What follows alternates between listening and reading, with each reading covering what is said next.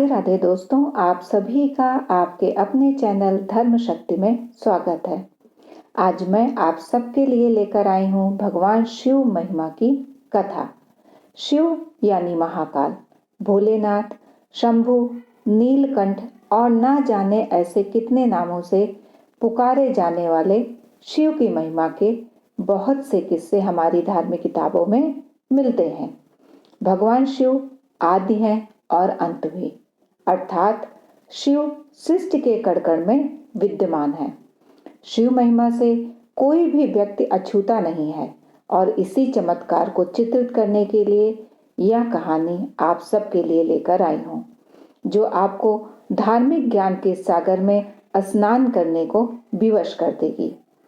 एक शहर था जहाँ बहुत बड़ा मंदिर था। मंदिर में भक्तों का तांता हमेशा लगा रहता था। मंदिर के आने जाने वाले रास्ते में धार्मिक सामग्री बिक्री हेतु छोटी छोटी दुकानें लगी हुई थी और उन्हीं दुकानों में एक दुकान ओमकार की थी। वह शिव का अटूट भक्त था। वह कई घंटों भगवान शिव की पूजा में लगा रहता था। दुकान में वह और उसका छोटा बेटा करते थे।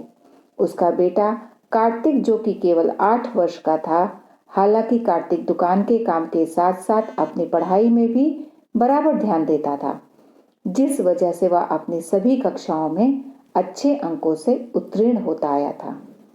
ओंकार अपने बेटे से बहुत प्यार करता था। ओंकार की पत्नी कार्तिक को जन्म देते ही इस दुनिया को छोड़कर चली गई थी। बचपन से ही कार्तिक को ओमकार ने माँ और बाप दोनों का प्यार दिया था। कार्तिक अपने पिता का आज्ञाकारी बेटा था।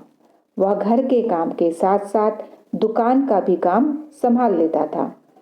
उसकी जिंदगी बहुत मजे से चल रही थी, परंतु एक दिन नगर निगम का ऐलान होता है कि मंदिर परिसर से सभी दुकानें हटाई जाएंगी।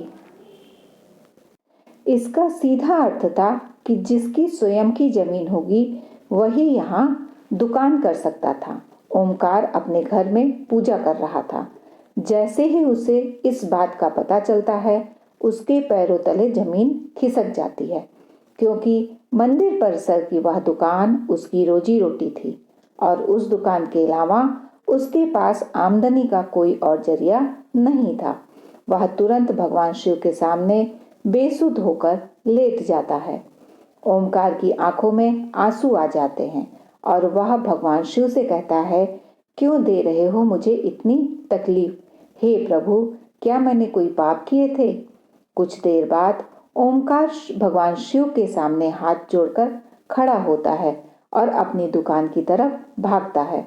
सभी दुकानदारों को दुकान से सामान खाली करने के लिए एक दिन का समय दिया गया था, जिसके लिए लाउड स्पीकर से लगातार सारे मंदिर परिसर में सरकारी ऐलान होता रहता है।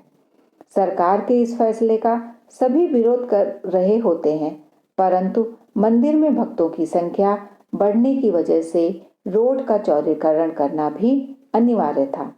हालांकि प्रशासन ने मंदिर से थोड़ी दूर एक सरकारी जमीन में दुकानें बनाने की इजाजत दे दी थी, परंतु उन जमीनों को लीज पर दिया जाना था और लीज की रकम लगभग जमीन की कीमत के बराबर ही पहुंच रही थी, जो कि ओंकार की पहुंच से बहुत बाहर थी। ओंकार दुकान के अलावा कुछ और काम नहीं कर सकता था, इसीलिए वह लीज पर जमीन लेने के लिए आवेदन भर देता है और 2 ही दिनों के अंदर उसे 35% राशि जमा करवाने का नोटिस मिलता है। उसने कई सालों से दुकान से पैसे कमाकर जोड़े थे, इसलिए उसके पास लगभग आधी राशि तो उपलब्ध थी।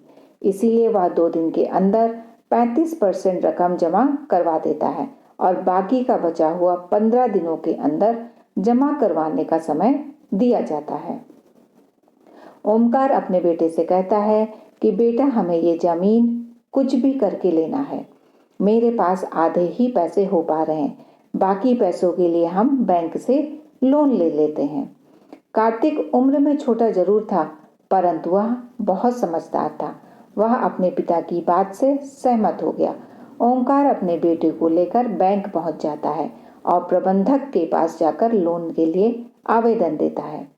बैंक प्रबंधक उससे कहते हैं कि हम आपको बैंक लोन तभी दे सकते हैं जब कोई ऐसा व्यक्ति आपकी गारंटी दे जिसका खाता हमारे बैंक में हो।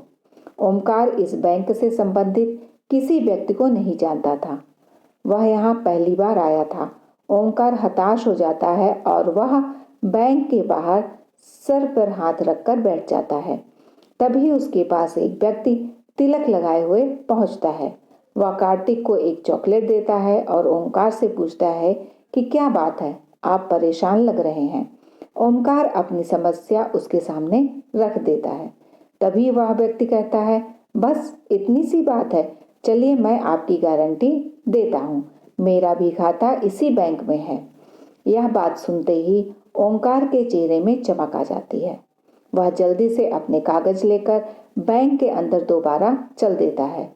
ओमकार अंदर पहुंचकर बैंक प्रबंधक के सामने गारंटी के तौर पर इसी व्यक्ति को प्रस्तुत कर देता है और सारी प्रक्रिया होते ही ओमकार को बैंक से लोन मिल जाता है।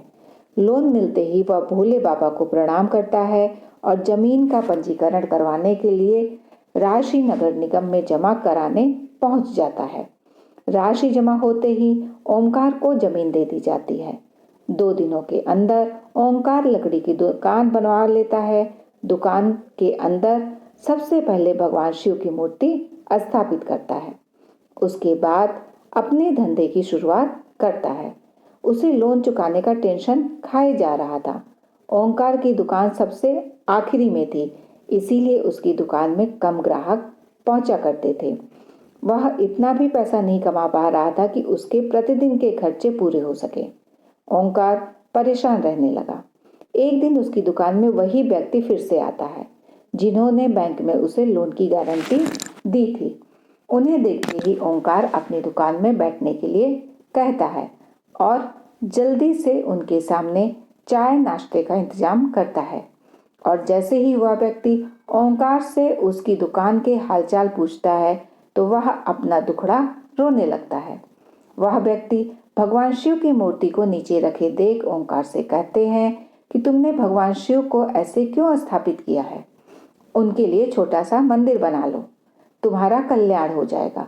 और इतना कहकर वह वहां से चले जाते हैं। ओमकार उस व्यक्ति के जाते ही अपने काम में लग जाता है। 1-2 महीने के अंदर ही ओमकार की हालत बदतर होने लगती है। वह कर्ज में डूबता जा रहा था, परंतु इसके बावजूद वह भगवान शिव की पूजा में उतना ही समय देता था जितना हमेशा से देता आया था। एक दिन वह थोड़ा जल्दी दुकान पहुंच जाता है और दुकान की साफ सफाई करने लगता है। ओमकार को अचानक उस व्यक्ति की बात याद आती है कि शिव के लिए छोटा सा मंदिर बना लो। तभी ओमकार कुछ मजदूरों को बुलाकर दुकान के कोने में छोटा सा मंदिर बनवाने के लिए गड्ढा खुदवाने लगता है, परंतु बहुत प्रयास के बाद भी उस जगह पर गड्ढा नहीं हो रहा था और जब मिट्टी हटाकर मजदूर देखते हैं तो वह दंग रह जाते हैं। उन्हें एक विशाल शिवलिंग का ऊपरी हिस्सा दिखाई दे रहा है और जैसे ही वह किनारे किनारे मिट्टी हटाते हुए गहराई तक जाते हैं तो सभी के पसीने छूट जाते हैं, क्योंकि यह कोई साधारण शिवलिंग नहीं था। इसका आकार बहुत विशाल था और इसका पत्थर फौलाद से भी ज्यादा मजबूत था। शिवलिंग निकालते ही दुकान के चारों तरफ से हजारों लोगों की भीड़ जमा हो जाती है। दूर दूर से लोग वहां शिवलिंग देखने पहुंचने लगते हैं। भगवान शिव की इतनी बड़ी मूर्ति जमीन के अंदर से निकालते ही खनिज विभाग के लोग उसे जब्त कर लेते हैं। शिवलिंग को मंदिर की संपत्ति मानकर मंदिर में स्थापित कर दिया जाता है, परंतु मूर्ति निकलने की वजह से ओमकार की दुकान की कीमत आसमान छूने लगती है। सभी ग्राहक उसी दुकान से सामान लेने के लिए लाइन लगाने लगते हैं, क्योंकि लोग उस जमीन को भगवान शिव जन्मभूमि का अंश समझने लगे थे। शिव महिमा ने ओमकार का जीवन ही बदल दिया था और इसी के साथ यह कहानी समाप्त हो जाती है। यदि ये कथा आपको पसंद आई हो तो वीडियो को लाइक करके, और यदि आप चैनल पर नए हैं तो चैनल को सब्सक्राइब कर लें। आप और आपके परिवार पर श्री भोलेनाथ की कृपा हमेशा बनी रहे। राधे राधे दोस्तों।